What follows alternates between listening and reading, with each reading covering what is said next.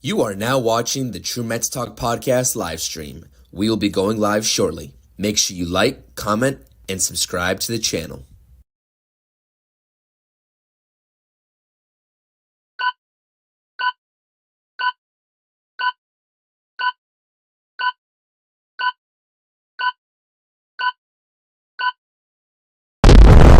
Shallow right field, stumbling start for Stewart. It's close to deep left field by Alvarez. He's homered in 4 straight games for the second time in his. He's homered in 4. What's up, Mets fans? It's your boy CP, and welcome back to the latest edition of the True Mets Talk Mets Spring Training Postgame Recap. We're going to be talking about all things New York Mets. Obviously, doing a little bit of a recap with the game here versus the Tigers and a nice 10-5 victory. Happy March 21st. Happy start to the March Madness. I hope none of you all picked BYU in your brackets like me. That was foolish.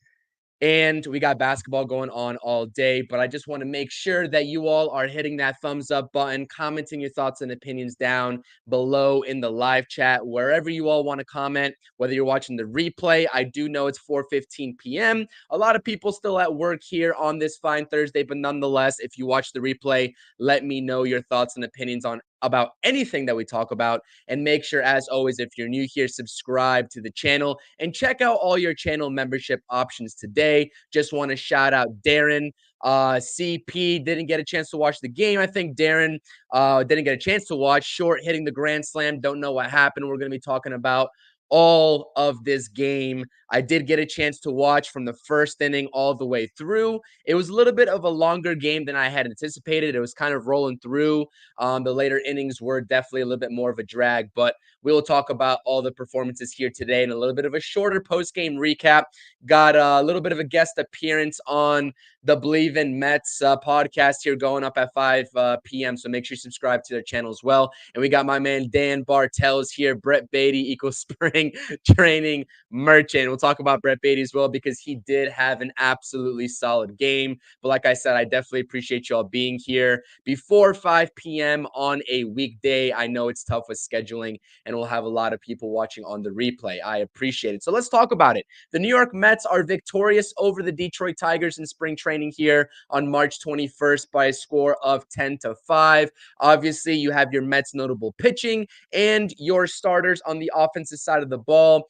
Zach Short, like Darren said, did get into the game, hit that grand slam. We'll talk about him in just a second. Mark Vientos also got into the game. I believe he went 1 for 2, did get a single up the middle, which was nice to see after a little bit of a pop-up in his first at-bat to the first baseman. But nonetheless, let's talk about the pitching side of things here today because it was sort of a lethargic game on the pitching side here. Obviously, Dominic Hamel, 25-year-old Mets prospect, spent all of last season in 2023 in Double-A Binghamton with the New York Mets, posting a 3.85 ERA in Binghamton. Thought to be one of these premier Mets pitching prospects. I forget exactly where he ranks in the farm system, but nonetheless, he is thought to be alongside Mike Vasil and Christian Scott as one of the premier pitching prospects. Definitely not thought to be as ready as those other two guys. Obviously, we're going to talk about Christian Scott here in just a second in the next slide, but Dominic Hamel definitely struggled today. 3 innings pitched, 4 earned runs, 4 solo home runs given up. The leadoff batter in the very first inning, Mr. Meadows, took him deep as well. It was just not a good performance for Dominic Hamel. Did not seem like he had command of any of his pitches, leaving fastballs up middle, and it really came back to bite him. At one point, gave up back-to-back home runs to Riley Green was one of them. I forget who the second one was in that back-to-back, but Dominic Hamel definitely did struggle. This is a prospect that obviously is not going to be competing for an opening day spot. We know what the Mets rotation is going to be. Carlos Mendoza confirming a couple days ago that Jose Butto will be option to AAA Syracuse, and Tyler McGill has officially won that last rotation spot. So Dominic Hamel obviously has a lot more left to prove. But like I said, only was in Double-A last season, not thought to be as far along as a Christian Scott or Mike Vasil, is not going to make that much of an immediate impact here. I still have very high hopes for him. The good news for Dominic Hamel was his fastball still looked lively. Believe he was touching 95 consistently, but just the location wasn't there today, and he definitely suffered because of it. Not a great stat line for him there, but nonetheless, we'll continue to monitor him and how his season goes. Like I said, a really good pitching prospect that the Mets have under their belts. Not only your Christian Scotts and Mike Vasils and now your Dom Hamels, but you also have your Brandon Sproats, your Blade Tidwells, and much, much more. Tyler Stewart can be thrown up there. Shout out to Ernest Dove, was a guest on my podcast. He interviewed actually Tyler Stewart on his YouTube channel and Mike Vasil. So make sure you go check him out if you missed that recording and that live stream a couple of days ago. Let's get back into the comments section here. We got Brad Jackson checking in. Can we get this season started already? Brad, I'm in complete agreement with you. It's sort of tough for me to come up here and talk about spring training time and time again. You have one half of the fan base that says, oh, this guy's doing very poorly, he's going to have a poor season. And the other half of the fan base that's like, it's only spring training, calm down. I'm sort of in the middle there. These games do count. Obviously, you'd like to see the guys getting reps. Starling Marte is a guy that I'm going to be talking about when we get to the hitting side of things that definitely has struggled and has me a little bit worried. I spoke on it as well. Shout out to Mike providing that comment back in the last stream, calling me out, so to speak, because I wasn't speaking heavily on Starling Marte and his early struggles here. So I'm sort of in the middle. Obviously, I don't want to write anybody off due to spring training and these performances, but a couple of guys, primarily Starling Marte, do have me worried. We'll talk about that in just a second. Dan is saying, not sure how he feels about G-Man Choi. Would love to see him make the team, but I'm just not sure. So I'll talk about that when we get into offense as well. I'm actually going to save that comment. It's a great comment. We'll talk about the last spot for the bench. But let's keep on trucking along here on the pitching side of things. Like I said, Dom Hamel wasn't his day. 4 solo home runs given up. The consistency of his command wasn't there today, and that's to be expected. Like I said, he's not a young prospect by any stretch of the imagination either. It's not like he's 20, 21 years old, but he's just simply not as far along as a Christian Scott or a Mike Vasil, both of those guys being 24 years old as well. So if I had to guess, probably Dominic Hamel going back to Double-A unless they want to fast track him up to Triple-A to start the season. We will wait to see where his placement is going to be. But the middle inning guys here, you can see 2 finds that David Stearns brought into this organization. Michael Tonkin and Austin Adams posting zeros today against the Detroit Tigers. Very impressed with both of these guys' spring training so far. Michael Tonkin has not allowed an earned run so far in spring training. He got a little bit of extended work today. Good to see how much you can push the limits on Michael Tonkin and his services. 2.1 innings pitched, did walk 2 batters, but like I said, posting zeros is all that matters, and he was a hell of a find for David Stearns, a pitcher that I have talked about on this stream, on this podcast, time and time again, with that really just electric, and I want to say electric, but just great movement on that sweeper slider. It is actually phenomenal. Michael Tonkin is definitely a name to watch out for, as that last rotation spot or last bullpen spot, is definitely up for grabs still with this team. Austin Adams, same thing. Funky delivery, very tough on right-handed bats. 1 inning pitched, 1 strikeout. Good to see that he's continuing his sort of success here in spring training. But he did get roughed up, I believe, in that one outing that he had a couple days ago. I'm pretty sure it's against the Marlins or the Nationals when the Mets were doing a split squad. Nonetheless, all in all, you see that 5.6 ERA in spring training. That is an inflated metric. He's been doing just fine in spring training. And I was surprised to see Shintaro Fujinami get in the game there late. I was actually sort of excited to see what he was going to have for us today. 1 inning pitched under his belt, did give up an earned run, 2 strikeouts to go along with it. The slider was nice, and it was looking like it had some nice tight break on it, but he did throw 2 wild pitches, which enabled the runner to get into scoring position and score off of another wild pitch. So like I said, Shintaro Fujinami, you know what we're going to get out of Shintaro Fujinami in terms of the electricity of his stuff and the great arsenal that he does possess. But nonetheless, this is a guy that still needs to hone in on his command and his consistency in terms of locating pitches around the zone. Therefore, I'm pretty sure, my assumption is that he will be starting in AAA Syracuse, especially with the fact that he has 3 options left available. I'm not sure what a timeline would look like in terms of Shintaro Fujinami making his way back up to the major league team when the season rolls around. But nonetheless, that is something to watch out for, his progression when inevitably he does get sent down, because like I said, I'm not sure with his command issues and his control issues, the New York Mets front office is going to be sort of comfortable trotting him out there on the opening day roster. But nonetheless, like I said, very much a guy that has untapped potential. We'll see what Jeremy Hefner has to work with, and we'll see if those guys, the coaching staff in AAA, sort of, I guess, get him right, so to speak, to get that location under wraps. Because as soon as he does, as soon as he starts hitting his spots, like I said, he's going to be one of the tougher pitchers to hit in the major leagues. And with his rookie season last season at age 29, you saw a tale of two tapes from Oakland to Baltimore. It was really a tale of two tapes, and he did get that location under control by just a smidge, and he reaped the benefits of it in terms of both of those tenures. So, like I said, the pitching was a little bit of a snooze fest. I was hoping that Dom Hamel would give us a lot more to talk about, especially like Christian Scott did yesterday. But alas, that's not the case. Wasn't his day, and I'm sure we'll see more of Dom Hamel down the line. We'll talk about him more later on, whether it's this season or next.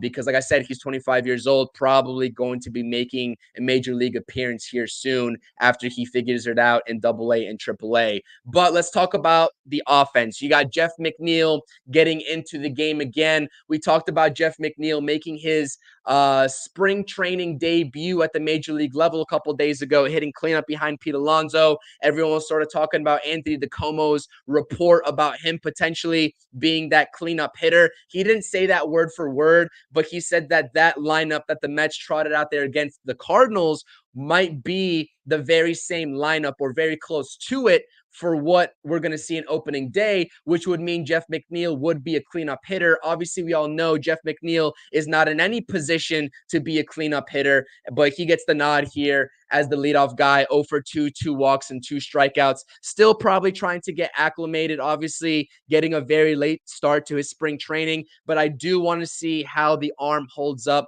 Obviously, bicep soreness has delayed him so far, and obviously he has that partially torn UCL. We don't know when that's going to heal. Obviously, he chose not to get surgery on that. Going down the line, obviously Lindor, Alonso, we're not worried about them in spring training. Whatever they produce is what they produce. They'll be just fine for opening day. This is the conversation that I want to have about G-Man Choi, especially Zach Short coming into the game late and hitting a grand slam. Listen, I understand that Zach Short probably isn't going to make this team come opening day, which is a shame because obviously a former Tiger, like the Tigers broadcast was telling us about, he's hitting 303 in spring training so far, has an elite glove, definitely made a very tough play there at the end of the game in the 9th inning to get an out.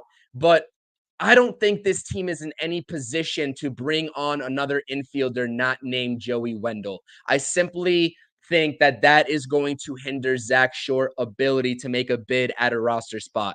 And Dan, with his comment, was saying, not sure how I feel about G-Man Choi. Would love to see him make it, but I'm just not sure. My thought process is that DJ Stewart definitely is going to be starting off in AAA if I had to guess. That option is there available for the Mets front office to send him down. No harm, no foul. No other team is going to be able to scoop him up. But a G-Man Choi, when you talk about Mark Vientos, and this is where I think G-Man Choi wins that last spot, regardless of what he does in spring training. Obviously, he's not even batting 200 on spring training, has his flashes of brilliance. We know he can hit the ball hard. We know that he's a professional hitter and that he has very great knowledge of the strike zone. But Dan, to address this comment, Mark Vientos has been less than stellar so far this spring training. We haven't really seen that consistent I guess, step up that we would like to have seen in Mark Vientos, especially with the front office preaching about the young players getting their opportunity still in this season, in this quote unquote developmental type season, whether you want to label it that or not. So that's where I think that Mark Vientos obviously is going to be in a platoon type situation at the DH spot.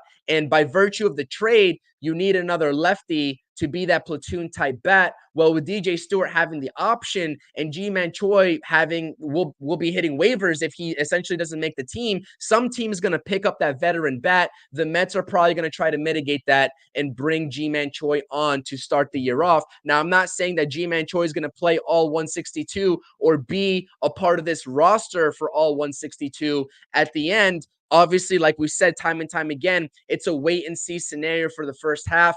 Probably Ji-Man Choi will get DFA'd at some point during the season, whether that's for DJ Stewart or another prospect coming up. Who knows? But like I said, just to start things off on opening day, I think Ji-Man Choi probably has the leg up for that roster spot. Now, I would love for it to be Zach Short. Obviously, very versatile type infielder, can play second base, can play third base at an elite level. We've seen the bat obviously hitting that grand slam. I believe it was on a first pitch today. I love the aggression, but unfortunately, by virtue of the trade, the infield is pretty much set. You got Jeff McNeil. Brett Beatty is looking like a different version of Brett Beatty right now in the month of March. So third base is definitely going to be Brett Beatty's job to lose, especially to start off the season. I just don't think another infielder is in the cards for the New York Mets, especially with Joey Wendell there, having a pretty solid spring training himself, being that lefty bat on the bench.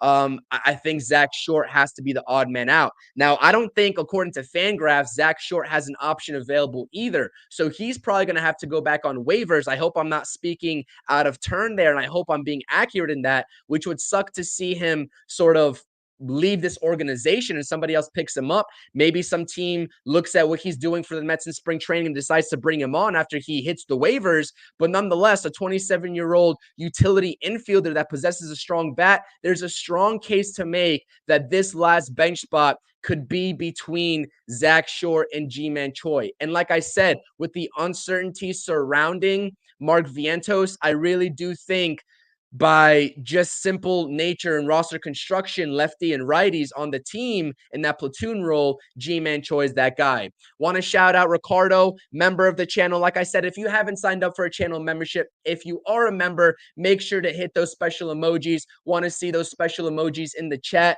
Put it in the books for a Mets win. Mets are victorious here 10-5, and we are hopping on a brief post-game recap live stream on the True Mets Talk podcast. If you missed all the previous ones, make sure you go ahead and do so. They are on the channel. Ricardo, yeah, so it's nice to see, by the way, getting a little bit away from the Mets topic here for just a second. I think the Seoul series was great. Obviously, the MLB season has started with the Dodgers and the Padres kicking things off. Believe that series was split 1-1. Obviously, we all know the sort of scandal that's come out with Shohei Ohtani and his interpreter. Not going to go into the situation. Nobody really has the full details. ESPN is throwing out what they know, and a lot of people are jumping to conclusions. But nonetheless, Yoshinobu Yamamoto, who struggled, I believe, in spring training as well for the Dodgers. I got to go back and look at his spring training numbers. Got absolutely lit up today against the Padres. I believe 5 earned runs in the first inning. Didn't even make it out of the first inning, having thrown 40 plus pitches. That was not a great debut for Yoshinobu Yamamoto. Now, like I said, I don't think that this is a sign of what's to come for Yamamoto. I don't think that he was tipping pitches either, because I was looking at what Pitching Ninja was throwing out there on his X account. If you don't follow Pitching Ninja, I believe Rob Friedman, I don't know what his name is actually, but he does a great sort of angle of different pitches and the sort of consistency overlays that pitchers, I guess, have in their delivery. And Yoshinobu Yamamoto looked like he was consistent with his delivery today. I'm not sure what everyone else was seeing in terms of the tip pitches. I didn't really see him play and pitch live because I was still asleep. Obviously, it was the morning time. But yeah, not a great start over there in LA. It's got a lot of Mets fans happy and trolling, obviously, we know, because of Yoshinobu Yamamoto's decision not to join the New York Mets, who had an offer extended out to him. Let's see here. Ricardo saying that Zach Short is not going to make it through waivers. I agree, Ricardo. Everybody in this league, especially teams that are not as big market, are looking for those additions to their organization. They are scouting the rest of these spring training games. There's employees for teams that are simply watching individual teams that are not the organization that they work for, scouting about who their respective teams can pick up off of waivers. That is happening. And Zach Short, if I had to guess, is not going to clear waivers. Like I said, it's going to be tough to watch him go. That's why I'm like Sean Reed-Foley on the pitching side of things for the bullpen really has to make this team, because you can't put him on waivers, and Sean Reed-Foley is also not going to clear waivers. Same situation on the offensive side of the ball here with Zach Short. It's just simply the way things go. Unfortunately, the Mets have a crowded roster, especially in the infielder category. I don't think the Mets are going to magically allow Joey Wendell, who's on a major league contract, sort of get DFA'd or not find his way onto this team. So Joey Wendell's going to be your utility man, whether you agree with it or not. And that's where the Jose Iglesias conversation, I believe, here as well. I forgot who was mentioning Jose Iglesias. Let's see here in the chat. Gotta scroll up. Yeah, Patrick was saying Iglesias over here. This is what's gonna hinder Iglesias, or this is what has hindered Iglesias. I don't think Iglesias was ever a serious consideration for that actual role. Obviously, cooled down after a very hot start to spring training. But like I said, this infield is just so crowded, and Joey Wendell has that roster spot locked up, and that's what's gonna hinder everybody else that's an infielder. And that's just the trick of the trade here. So what up, Junior? I appreciate you tuning in. We're about 21 minutes into this post-game live recap. Like I said, I got about maybe 10 more minutes in me, and then I got to hop off here, making a guest appearance for another Mets podcast. Just want to make sure that I respect everybody's time here. But yeah, it's great to see Harrison Bader turning on one for a solo home run. Like I said in a previous live stream, I don't know what we're going to get offensively from Harrison Bader. That really is the question mark here moving forward.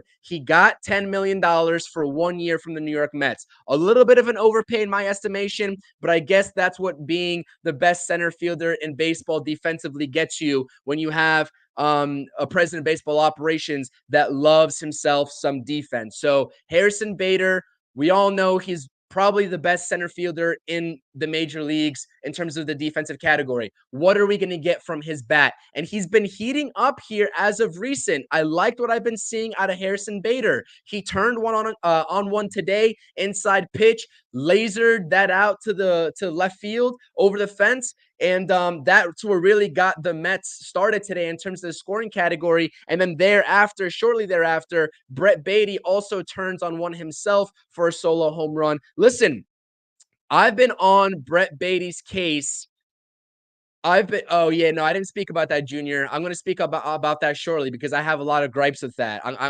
Cannot end this stream without speaking on that obstruction call. But Brett Baty, as much as I've gotten on him so far in spring training, I've been talking about the ground balls with Brett Baty, not beating everything into the ground. We know that was his issue last season. Has a high ground ball percentage compared to league average. How is he going to change the mechanics around in order to lift the ball and be a gap-to-gap hitter that we know he can be, especially proving that in all levels of the minor leagues when he was coming up? Well, today and most recently, we've been seeing an increased spike of him being able to turn on that inside pitch and lift the ball. And I believe he hits his third home run of the spring training so far. Even the first at bat from Brett Baty, I was like, okay, we are going to see a great show from Brett Baty at the plate today, because I believe he lined out to center field. It was a great play by the center fielder who was shaded over to the left on Brett Baty, obviously playing him to the opposite field. But it was a great play, but that was a great swing from Brett Baty. And that's just another instance here that I always talk about not being too focused on the actual results. If you don't watch the game and you didn't see the swing that Brett Baty had in that first at bat, you would have never known that was a great at bat and that was a great swing by Brett Baty, because in the scorebook, it's 0 for 1. It's 0 for 1. But that was a absolute rip, a laser. That was definitely, I don't know. I mean, it was right at the guy, but nonetheless, you know what I'm trying to say. Brett Baty putting competent at-bats together. The OPS, shout out to my man Carson putting it in the group chat. OPS so far as of recent has been great with Brett Baty. He looks confident with the bat. And I talk about that all the time with these confidence of these players in spring training. I'm looking at that because when I see Brett Baty now, he's a different version of himself than he first was in February of this spring training, right? We didn't see those competent swings. We saw a timid Brett Baty, kind of like what we've been still been seeing from Mark Vientos. It's a timid version of themselves, and we're just waiting for them to break out of that shell. Well, Brett Baty has broken out of that shell, and we're still waiting to see Mark Vientos hit that stride. But nonetheless, I gotta give props to Brett Baty for figuring out, and he's been playing a solid defensive spring training so far. He's been very solid out there at third base because last year he hit 212 and the defense wasn't there either. Both sides of his game needed work. And a lot of people this offseason, and I'm not like, I can't, it's too many people to name that was on Twitter, that was on YouTube saying, well, where's Brett Baty? We keep on seeing workout videos from Mark Vientos. Where are those workout videos for Brett Baty? I mean, that was just the most ridiculous narrative that Mets fans were throwing out there this offseason, that Brett Baty wasn't working as hard as Mark Vientos or any of the other guys because there was no workout videos surfacing of him in the offseason. Well, you're seeing it now. He's made some adjustments to his swing.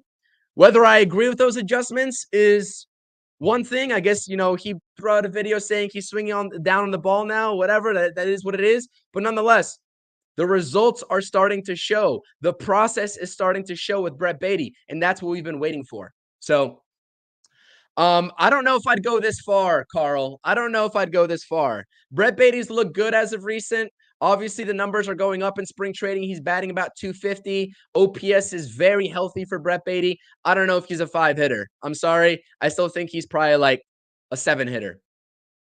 That's what I think. That's what I think. I think Alvarez is more scheduled to be your 5-hitter than a Brett Baty.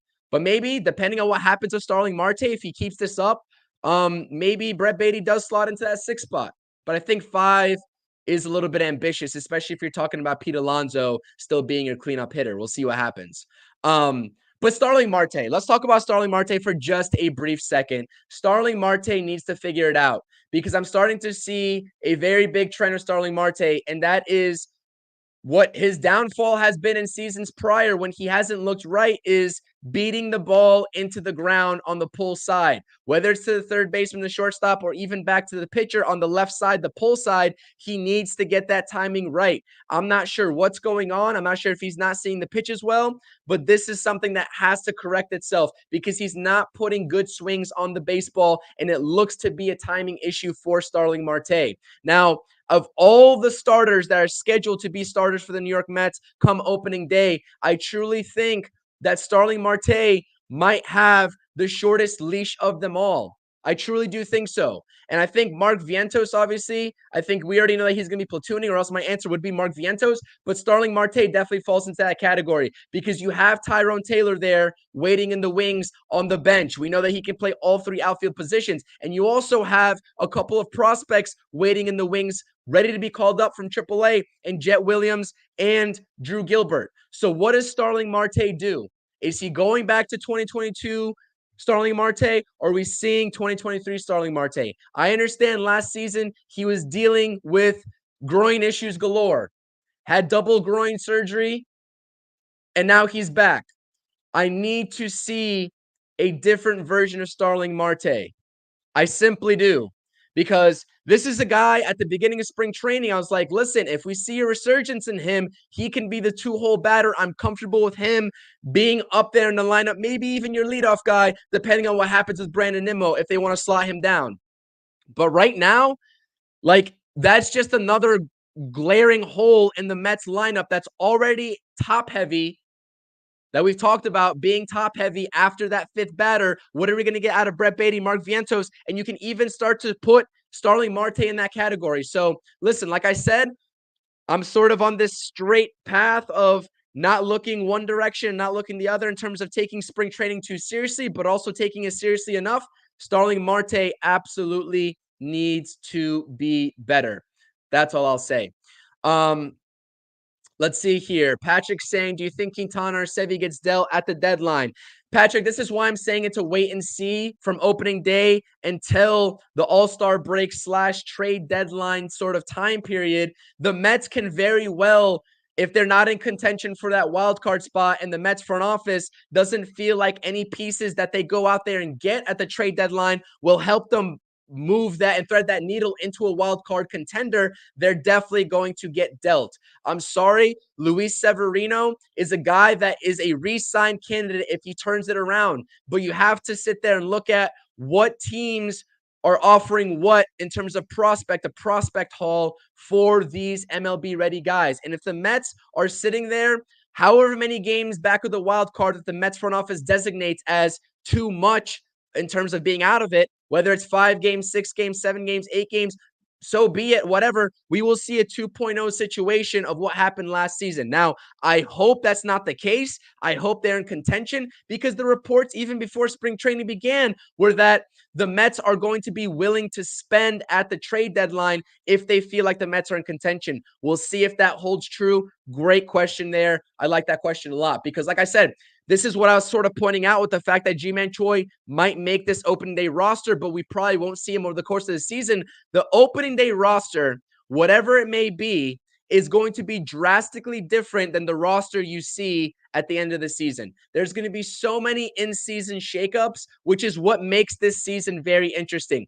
Regardless of what the outcomes are in the win-loss category, the sheer fact that there's going to be a lot of moving parts in season roster construction wise for this Mets team has me excited. You're going to see guys get DFA'd. Guys get called up like Shintaro Fujinami and DJ Stewart. Prospects get called up and make their debuts. Regardless, it's going to be a fun season. Now, we obviously all want it to be a fun season with a lot of wins under our belts. But like I said, no matter what happens with the wins and losses, it's going to be a very fun and interesting season. And a lot of players are playing for their jobs and their roles for the 2025 New York Mets. That's what makes this season so unique. So please, I urge you, if it comes to a point where the Mets are struggling, you still have to evaluate the individual talent and the individual performances because, like I said, people are playing for their jobs and their roster spots for next season, as always, but especially this year. Okay, rambling on too much. I apologize. Let's talk a little bit about Christian Scott, who was super impressive yesterday over that win, or in that win over Miami, 4 innings pitched, 2 hits, 1 run allowed, no walks, and 7 strikeouts. Christian Scott, 24 years old, is the real deal. I think Nick Gordon of the Miami Marlins did an interview saying that dude has ace type stuff, has Cy Young type stuff. And a lot of scouts in the sort of rumor mill that I've been hearing today are really starting to change their viewpoints on Christian Scott. And I'm not talking about Mets fans within this fan base or scouts within this organization. I'm talking about external scouts and the rest of the league. Christian Scott is putting people on notice. He's putting people on notice. And many people have talked about Christian Scott, obviously probably having a higher ceiling than Mike Vasil. I don't think that that's a question. That's definitely a fact. But how high is Christian Scott's ceiling? How high is it? Can he be an ace? He was up to 96, 97 miles per hour, sweeper, slider, whatever you want to call it, tremendous movement. Sinker was working very well. This kid is the real deal. I'm so excited because we are going to see Christian Scott in a New York Mets uniform in Queens at some point in 2024. And what we saw yesterday is only the tip of the iceberg in terms of what this guy is going to do at the professional major league level. So I get it that this is a post-game recap of the Mets versus Tigers, but I would be doing myself and to everybody else a disservice for not giving Christian Scott his props. We'll see. We'll see what his actual timeline's like, but the future is bright. And a lot of people, when this offseason was sort of going through the motions, were like, well, the Mets don't have that many pitching prospects that other teams would want. And I'm not insinuating at all that the Mets are going to trade Christian Scott, but I'm saying that Christian Scott headlining this Mets prospect tree in terms of the pitching category, this pitching prospect system, whatever you want to call it, the group of pitchers the Mets have coming up over the next couple of years is way deeper than a lot of Mets fans and a lot of fans around the league have given it credit for. And we're starting to reap the benefits of the increase and emphasis on the pitching lab. Ernest Dove saying on this very podcast that the Mets, through all levels of the minor leagues, have been implementing that pitching lab and getting guys all the tools they need to have an additional pitch and master an additional pitch in their arsenal. So this is exciting time. This is an exciting time to watch Mets pitching and these pitching prospects. I love it. And you see the stat line there with Christian Scott. A lot of high praise for this kid. He's absolutely the real deal. Absolutely. Sanders is saying that you think the Mets are capable of winning 85 games. I would agree. That's sort of probably my cap. I'm pretty sure I stated 83 to 84 wins as spring training was getting started. 85 games is not far off. I'll take it. I think that's a successful season. Grant checking into the channel, to the chat. Christian Scott is him. Absolutely. I've been seeing you've been giving him high praise as well on your account. This kid's the real deal, man. I'm telling you. He's the real deal. Fastball's electric. We're not talking about a guy that throws 93 to 94. We're talking about a guy that throws 96 to 97 with immense break on his off-speed pitches. Pitching ninja, again. The guy on X that loves to talk pitching and does those great overlays. Go look at the overlay of Christian Scott that he posted yesterday. I believe Christian Scott even quoted on his Twitter account. Filthy stuff. Filthy stuff. Like, it looked middle, and then it just broke into the opposite batter's box. That is how filthy and how late of movement those pitches had for Christian Scott in that game. Tremendous stuff. Like, that's all I have to say. That's just tremendous stuff. Sanders, this is a bold prediction. Will one day win 20 games. I don't want to put that marker on him just yet, but listen, I know I'm getting ahead of myself here. Carl backing me up here. Scott was filthy. This kid's going to be the real deal, man. This kid's going to be the real deal. Carlos is saying he agrees with 84 to 85 wins. Daniel's saying, shout out to Daniel, by the way, channel member. I appreciate you. If we go 500, I'm all good. Yeah, like I said, the Mets are going to be in a good spot this year. I think they're going to be in a good spot, and I think they're going to be competing for probably that second or third wild card spot in the NL, if I had to guess. That's just my guess. But listen, last thing I have to talk about here. Obviously, the game was what it was today. Great offensive performance there late. Pitching was meh, but we get the win anyways. It's spring training. Who cares what the end result is? Positive Kodai Senga news to start off our day. Oof. This is what we needed. After that scare, what was almost a month ago, talking about Kodai Senga going down with that shoulder capsule strain, that very unusual baseball injury that we've seen a handful of pitchers struggle with in recent years. Kodai Senga, very positive news. According to Mets manager Carlos Mendoza, Kodai Senga could begin throwing a baseball this week if he passes the Mets internal testing after he had a very positive and encouraging MRI. This is exactly the news that we have been waiting for and holding our breaths for. Everybody has been jumping to conclusions, saying, what is Kodai Senga's timeline going to be like? Obviously, when he starts throwing again, if he passes this internal testing, he's going to have to go through the full workup of spring training, because his spring training was nothing. He didn't have a spring training. And we saw that with Mr. Justin Verlander last season. Kodai Senga is going to have to get ramped up, but this is absolutely tremendous news for the New York Mets. Positive MRI, really encouraging, dealing with that strained shoulder capsule in that throwing arm. Really, really good stuff here for us Mets fans to work off of, because right now, obviously opening day, we are going to be seeing Mr. Jose Quintana, veteran lefty on the mound. It would have been Kodai Senga, but nonetheless, we got to rock with Jose Quintana and just hope that this Mets pitching staff holds it down until the ace comes back in Kodai Senga. Kodai Senga last season wasn't supposed to be the ace of the New York Mets, but he definitely was. A rotation of Senga, Justin Verlander, and Max Scherzer, and the rookie Kodai Senga coming from overseas was your rotation ace. That speaks a lot about just the overall player and warrior and competitor that Kodai Senga is. So shout out to Kodai Senga. Really positive news about him and that injury. Hopefully we are able to see him soon. I'd probably guess maybe late April, early May if we're lucky in that time frame. But like I said, this is an injury that you don't want to rush. You don't want to see any setbacks here for Kodai Senga. So make sure he's good. He passes that internal testing. Obviously goes through that full spring training sort of workup with the exercises and pitching some simulated games.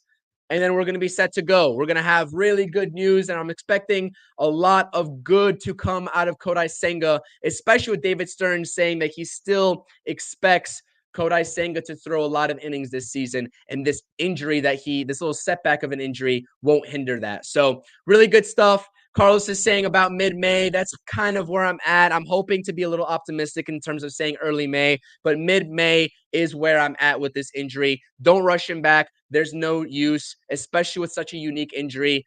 Let him be healthy.